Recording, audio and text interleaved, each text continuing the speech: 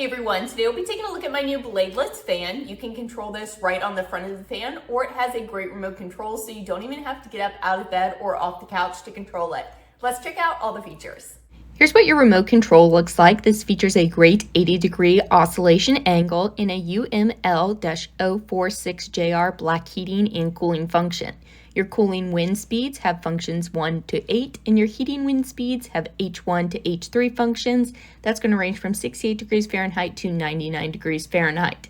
This is an efficient combination of a fan and air purifier equipped with a HEPA filter at the bottom that meets H12 standards.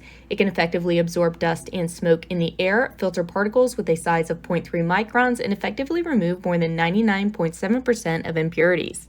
I'm flipping through the 1 through 8 fan speeds here in the background with some ribbons so we can get an idea of how strong that brace can get. I love the bladeless design here. It's safer for families with babies, young children, or even pets. It's got more of a natural wind feel, plus it's easier to clean. If you're using this in the bedroom, they have designed this so we can sleep more comfortably. It's designed with sleep mode. That's a smooth oscillation that's ultra quiet, and the LED display will also automatically turn off after 5 seconds, creating a nice quiet environment.